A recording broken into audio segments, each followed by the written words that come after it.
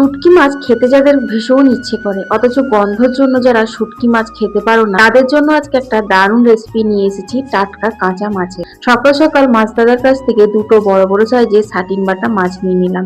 আজ এমন একটা রেসিপি তোমাদের সাথে শেয়ার করব যেটা থাকলে গরম ভাতে আর কিছুই লাগবে না। মাছের তেল কাটাগুলো আমার দুটো পোষ্য রয়েছে ওদেরকে দেওয়ার জন্য, ঘুমিয়ে তো একদম ঝোল হয়েছিল। বুগলা ডেকে ডুকে ওদেরকে দিল। বাড়িতে যেদিন মাছ রান্না হয় সেদিন এদের কি যে আনন্দ কি বলবো। এতে কিন্তু ছোট থেকে বড় সবাই এই রান্নাটা ভীষণ ভাবে পছন্দ করবে। আসলে কি বলতো, কিছু কিছু রান্না আছে যেখানে কিন্তু ঘটি বাঙাল দুজনকেই এক করে দেয়।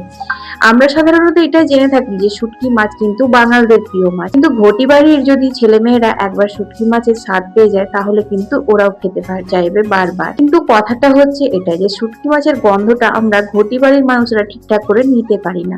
এই রেসিপিটা বানানোর জন্য আমি সাটিন বাটা মাছটাই কেন নিয়েছি জানো? কারণ সাটিন বাটা মাছটার একটা দারুণ প্লাস পয়েন্ট রয়েছে কাঁটা ছাড়ানোর ক্ষেত্রে। এর কিন্তু চামড়াটাই হচ্ছে কাঁটা। ভাজা বা রান্না করার পর কিন্তু চামড়া থেকে খুব সুন্দর কাঁটাটা বেরিয়ে আসে, তারপর মাছে কিন্তু একটুও কাটা থাকে না। আর বাটা মশলার স্বাদ পেতে আমি কিন্তু গোটা মশলা নিয়ে আসি, এসে একটুখানি রোদে দিলাম, তারপর মিক্সিতে গুঁড়ো করে রেখে দেবো। স্বাদ কিন্তু বাটা মশলার মতোই আসবে। সর্ষের তেলে এখানে দেখো মাছগুলো এপিট উপিট করে লাল করে ভেজে তুলে নিয়েছি। একটু এপিট ওপিট করে ভাজলেই চামড়াগুলো শক্ত হয়ে যায়, আর ওটাই হচ্ছে ওর কাঁটা। যেরকমটা সাপের খোলস ছাড়ে সেরকম ভাবে কিন্তু মাছেরও খোলস ছাড়ে, আর খোলস ছেড়ে সুন্দরভাবে আমরা কাঁটা ছাড়া মাছটা পেয়ে যাব। সেই তেলে শুকনো লঙ্কা ভেজে তুলে নিলাম, বেশ কয়েকটা রসুন কোয়াও ভেজে তুলে নিয়েছি। তারপর পেঁয়াজটা ভাজতে দিলাম। পেঁয়াজ ভাজতে ভাজতে ভাবলাম যে খোলসগুলো ছাড়িয়ে নি মাছের। তো এই দেখো কি সুন্দর ছেড়ে যাচ্ছে, দেখো। আর মধ্যেখানের মাছটাই কিন্তু একটুও কাঁটা থাকে না, তার জন্য কিন্তু তোমাদের ছাড়াতেও খুব সুবিধা হবে।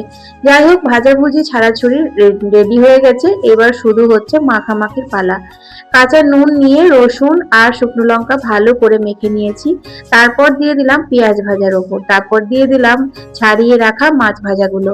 এরপর আবার কি ভালোবাসার ছোঁয়া, হাতে আমাদের ভালোবাসা থাকে, তাই সুন্দর করে অনেকক্ষণ ধরে ভালো করে মেখে রেডি করে নিতে হবে সাটিন বাটার ভর্তা।